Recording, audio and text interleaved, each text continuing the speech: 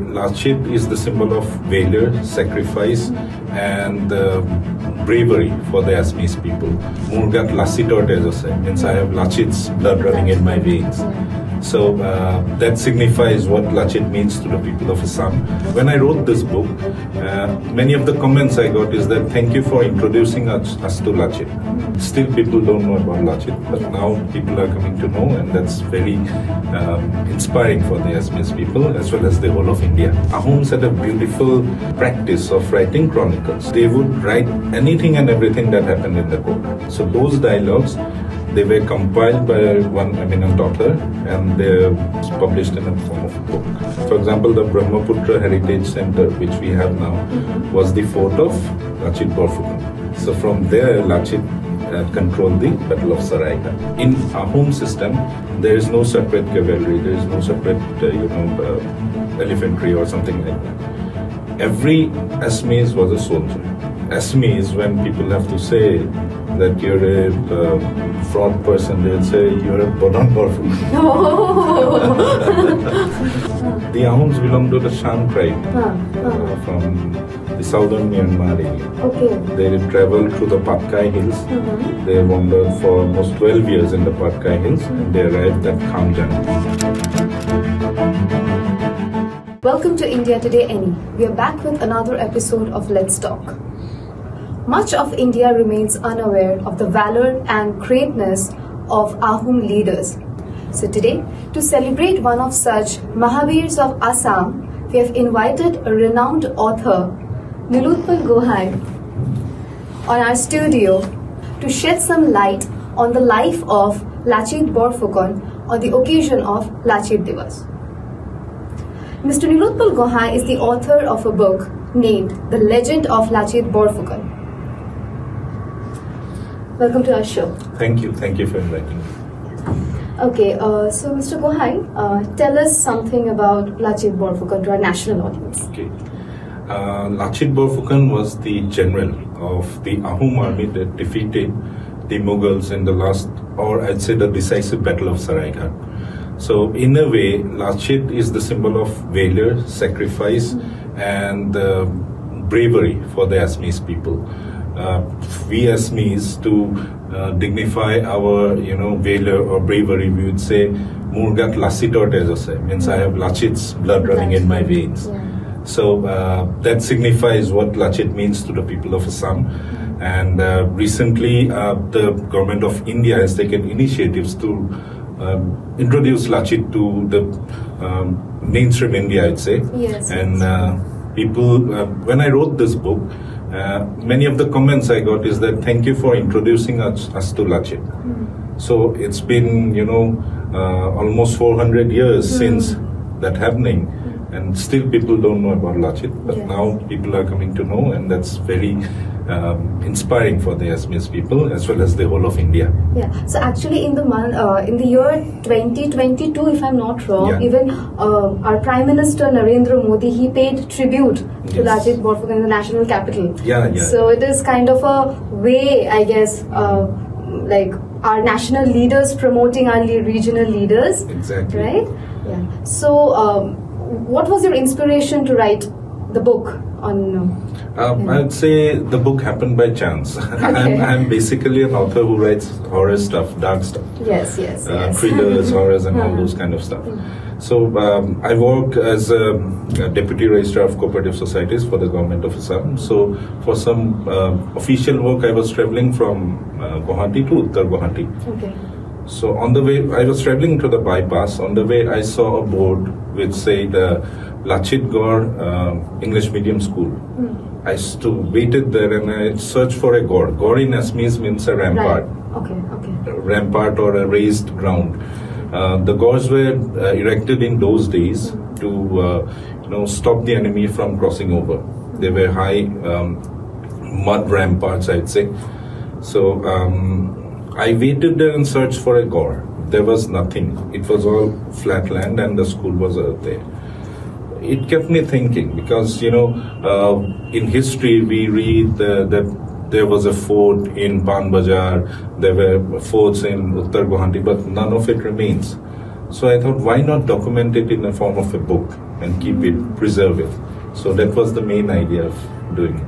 Okay, so after you wrote the book, you got a lot of feedback where people actually thanked you for introducing him to a leader like this. Exactly. So, like when I read about Battle of Saraighat, in which Lachit Borphukan had a very crucial role to play because he was the general, he was the commander-in-chief, if I'm not wrong. Yes. So he was famous. He got popular for his guerrilla techniques, actually, like to refrain the Mughals from entering northeastern region. What do you have to say about it? Well, there were various techniques utilized by Lachit. The first and the prime technique that was utilized was the use of the geography of the region. Okay.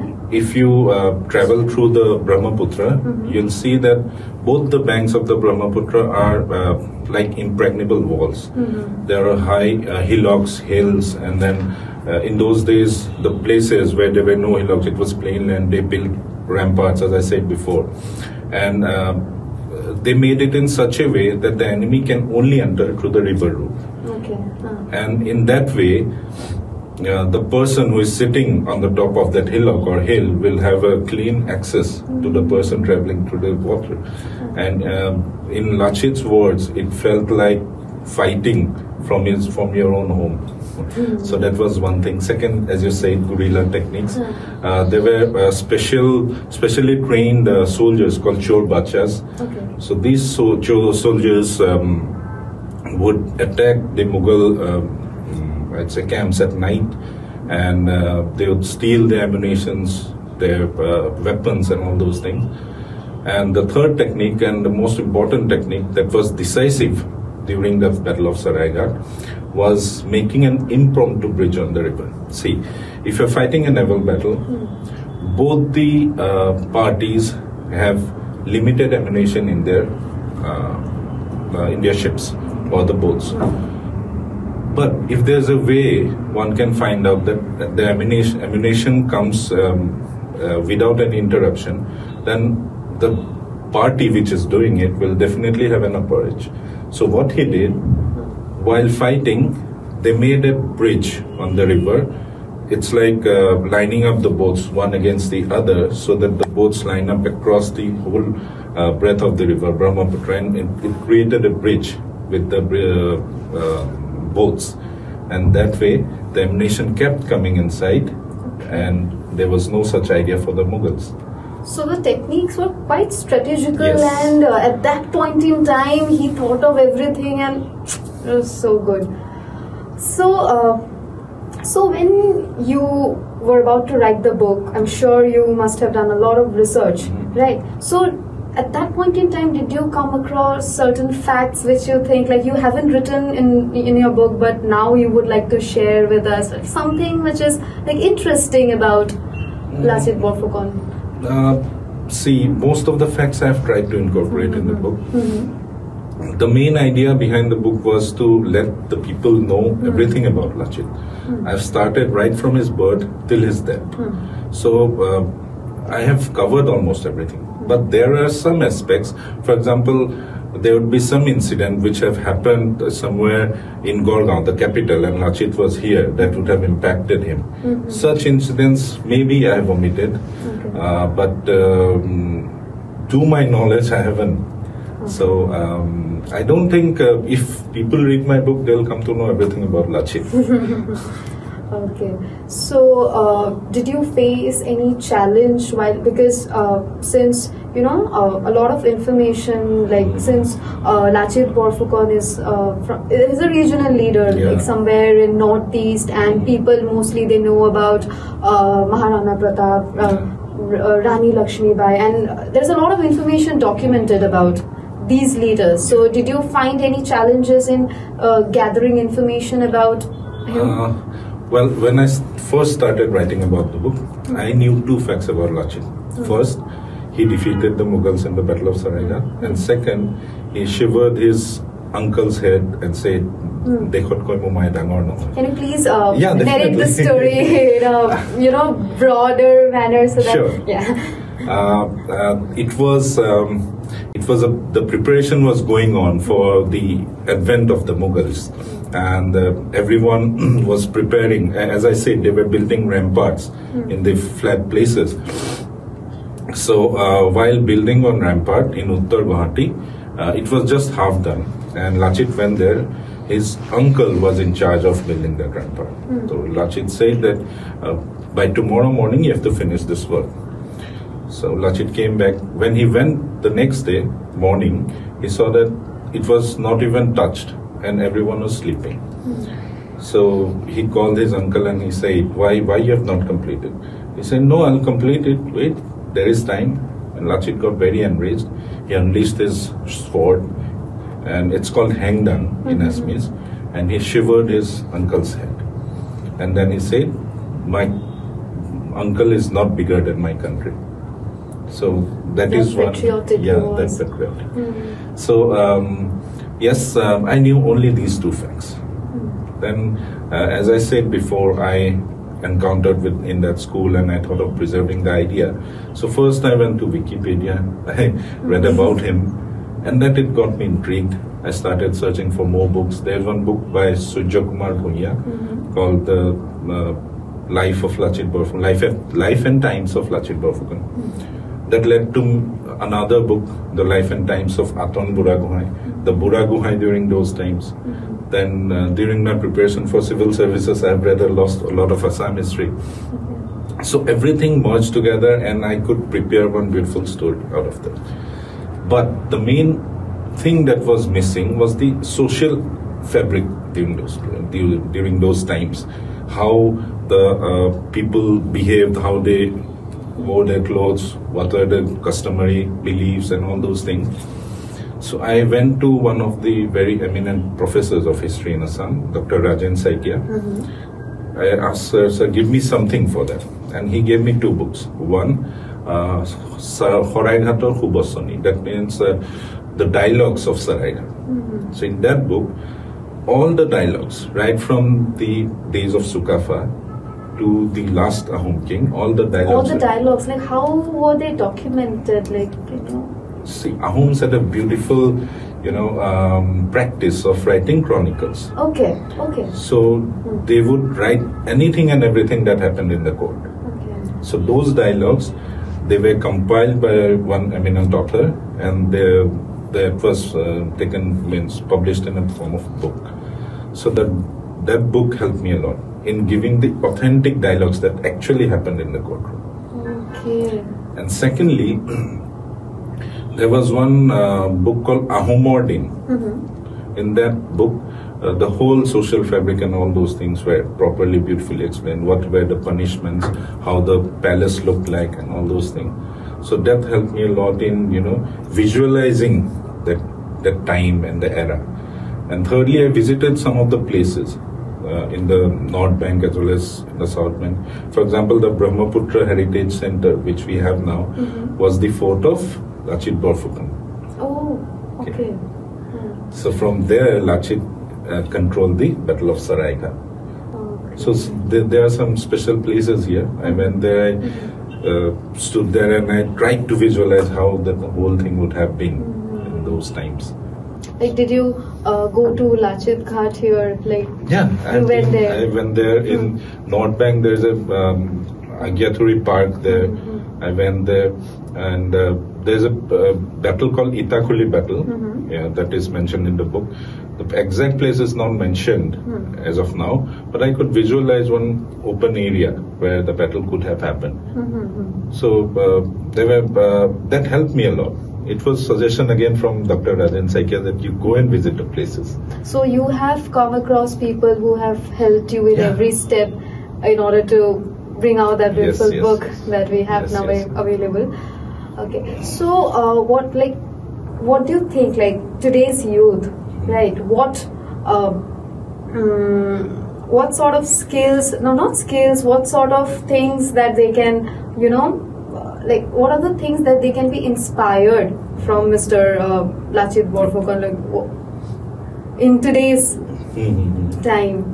Well, first and foremost, as I said, Lachit imbibed the sense of bravery and strength in Assamese.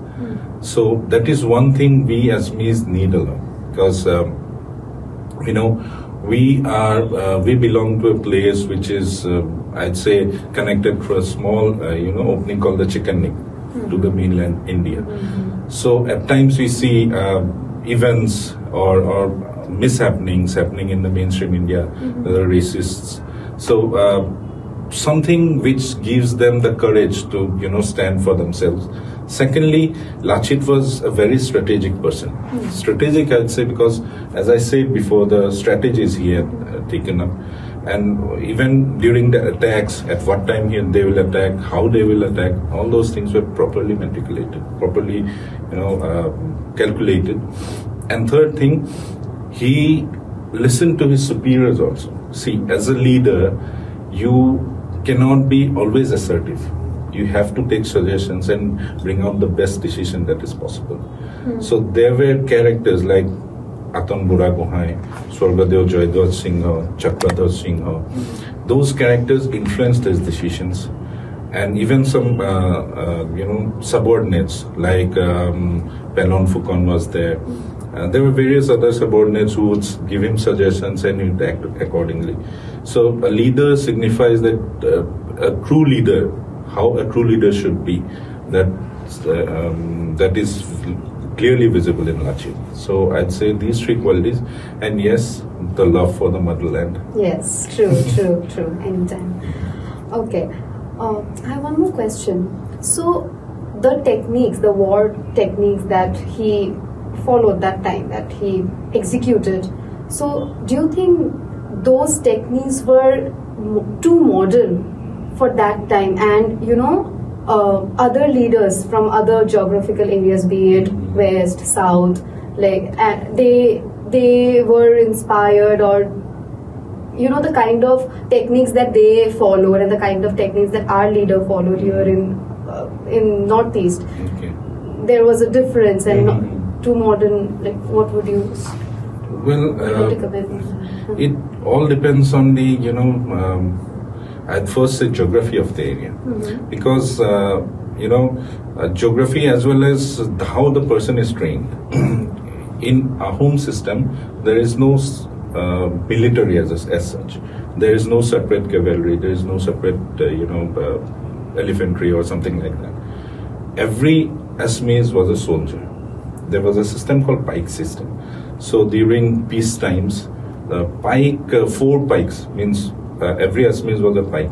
4 pikes will form a gut, and these 4 pikes will give service to the palace or the kingdom or the king. And how were they chosen?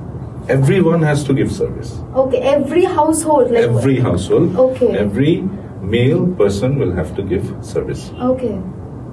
So these 4 people, one during peace times, one will give service to the king or the palace, and these 3 people will take care that his family is getting enough quantity of grains, food grains and vegetables and all those things. During war times, 3 of them will be called, and one will be kept, who will be taking care of all the 4 families, his family as well as the other 3 families. So that system was there, and that's why every Assamese knew how to fight, how to build a boat, how to grow grains. So this is what made. So this was different here, and this wasn't followed. This system was not followed in other parts of the country, right? In other parts of the country, if someone is from the navy, he'll be in the navy only. If someone was in the cavalry, he'll only know how to ride a horse. But here, everybody, each and everyone in the motherland were a part of. It was a standing militia. Okay. Today I can be in the navy, tomorrow I can ride a horse and go for fighting. Day after tomorrow I'll be riding an elephant. So that was how it was in Assam. So the Chor Bachas, they were specially trained, but even then the others also knew how to climb, forts and all those things. So that was very different, and that specifically, that helped the Ahoms in defeating the Mughals. The Mughals tried to attack Assam 17 times, and they've been defeated every time. So that's the main reason. That's how they stopped them to get into our region, right? Yes. Okay.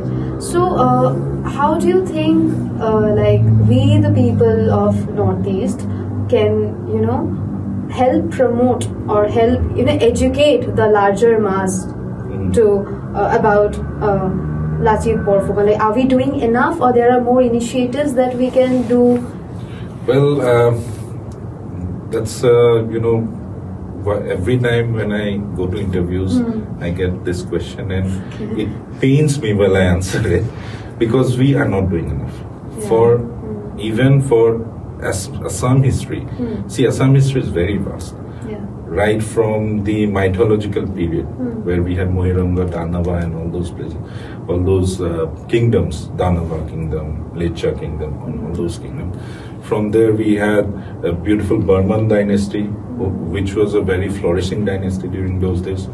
Bhaskar Burman was a contemporary of Harshavardhana. They were very close friends. Okay, Bhaskar Burman was the last king of the Burman kingdom. Then the Ahoms came. And then we have enough, revolutionaries during the struggle for freedom under the British rule. So it's a huge history that needs to be covered, and we do not find any mention of this history in the mainstream books. In the mainstream. Yes, NCERT books, they don't mention anything about anything about Assam. But we have every dynasty right from top to bottom. What I've seen is this in Seva books. Probably we have something called Assam history. There is a book, but in NCERT there is nothing. Yeah, true. In fact, in other parts, other boards also, they don't have anything called Assam history. Yeah. So people from Assam definitely will feel neglected. Yeah. So right now, I've learned that NCERT have introduced a chapter on Assam history, specifically on Ahoms. So things are changing now. Probably in future, we might have 2, 3, 4 chapters on Assam history.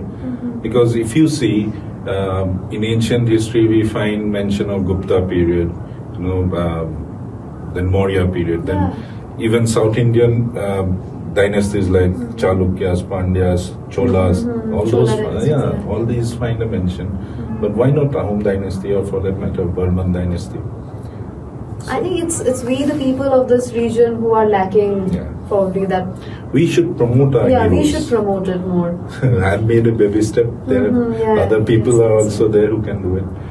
Some good authors are coming up now. Some of my friends, they're writing on Jaymoti. One of my friends is writing on Hara Hori. That clash between Vishnu and Shiva that happened in Tejpur. So things are changing now. Assamese authors are trying to introduce our stories to the mainstream India. Even I think now the national audience have also, opened their arms, and they are actually, welcoming whatever we are putting across from our region, of course, like whatever we are trying to showcase. But now, like, this is not enough. We have to do more. Yes. Okay. So, is there anything else that you would want to share with us? The one thing I would say that, Assam has a very rich history, and people should take pride in showing up their history. So I'd urge, if there are other writers, even if they are Assamese writers, they should write more, and there are translators who translate it for the larger audience. So these books need a lot of research, and research is not everybody's cup of tea. So those who are working actually in these fields should come up with books or stories, or probably movies, or short films, to showcase the stories which the Northeast have done. There are folk tales, there are various happenings that have happened in, good, bad, whatever it is. So all these things need to be told so that people will understand how Northeast is, and that conception which they have that Northeast is not accessible and all those things. That needs to change. Yeah, that needs to change.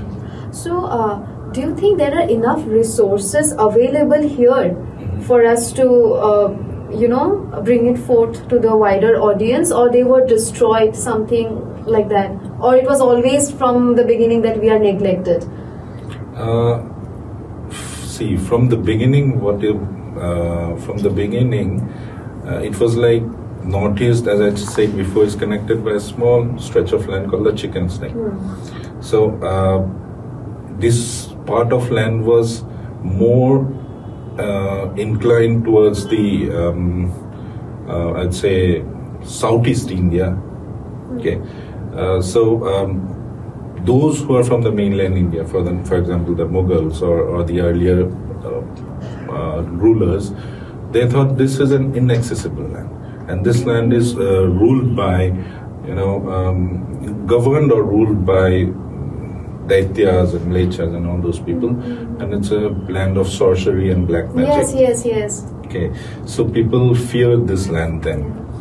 And it was I'd say, superstition among the Mughals that whoever went to Assam would not return. Would never come back. Yes. I have heard stories where, like it was said, the Ahom leaders, even like specifically Lachit Borphukan, they went to Mayong, learned black magic, and that's what they used it in war. So is it a myth, or what exactly? What is the truth behind it? Well, there are myths like that. So you're saying that you're terming them as myths? I would. Okay. Because when I wrote that book, there was one instance where just to save Ram Singh was the leader of the troop that attacked that attacked Ahoms. So when he arrived at the border of Assam, he brought with him Guru Tegh Bahadur of the Sikhs. Okay. So it was his main idea of bringing the Guru was that the Guru would save him from all any the sort of black magic performed on him. Okay. So there is a myth that the black magicians were sitting on this side of the river, and Tegh Bahadur was on that side of the river, and these black magicians were putting on black magic. And there was an attack of magic, magical powers from both the sides. Okay, so it is a myth, right? It's a myth. It's a myth. So nothing of that sort. Well, happened. in history, it isn't mentioned, but there are myths that has found its place in various literature. So we accept it as myth. Okay. So of the armies that attacked our land, which of them were the most, the cruel one that Ahom leaders had to really break their heads to, fight with them?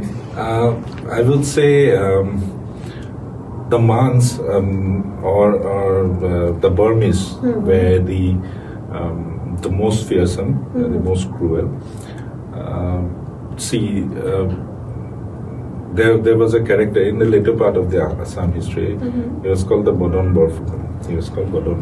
Battle Borphukan, he aspired to be the king, but he couldn't because of various internal treachery and all those things. So he went to the Burmese king and invited him to take over Assam. So in Assamese, when people have to say that you're a fraud person, they'll say you're a Battle Borphukan. So that is how they like it. So these Burmese people came, and they were the cruelest among all the other invaders. I'll just give you a small example. There was a tree. Later it was cut down because of the expansion of the four lane. Just after Nagaon, if you go towards Jorhat, before reaching Puroni Gudam, there's a place called Puroni. There's a huge banyan tree. So people say during the time of Burmese invasion, these Burmese people will kill the Assamese people, and they will hang those bodies in the banyan tree. Yes, in the banyan tree. Sometimes they will put nails and keep the body there. And later, there was a rumor that the tree became haunted. Oh. So it was a very old tree, somewhere around 300-400 years old tree. So they used to do that as a symbol of power, to show, like, see, this is what we can do to you, do to your people, do to your kingdom. That is just one small example I've given. There were many other atrocities that were taken. So they were ultimately defeated. Defeated By the English, the British people. So that is how it was. British is one force that we couldn't stop from entering the region, right? They came as reformers. Yeah. British people came as reformers. First they tried to trade. To Assam they came as reformers. They introduced the Bible and they introduced all those spiritual things here. They introduced the English education system, and slowly it took over. So that's why the Assamese people, they were not very aggressive towards the British. So by the time they realized that the British had taken over, it was too late. Yeah. So we adopted a lot of modern culture from the British. Yes. So we the Assamese people were kind of flexible with the British. Yes. Is that what you mean? Flexible with the Ahoms also. When the Ahoms arrived, the Ahoms did not subjugate the local tribes. There were tribes like Morans, Borahis, then various other smaller Karvis and all those tribes. They did not subjugate. What they did, they married their women folk, and in a way they assimilated with the tribes. And these people were tall, heavy, handsome people, and the locals believed that these are rulers, and they gave them the name Ahoms. Ahoms. Okay, so the name Ahom, they derived it, that they got it from the indigenous people. Yes. Okay. The Ahoms belong to the Shan tribe from the southern Myanmar area. Okay. They traveled through the Patkai Hills. They wandered for almost 12 years in the Patkai Hills, and they arrived at Khamjang. Khamjang is right now it's in Tinsukia district. So from there they entered into Assam, and they established their capital at Choraidew. Okay. Thank you everyone. Thanks for watching us.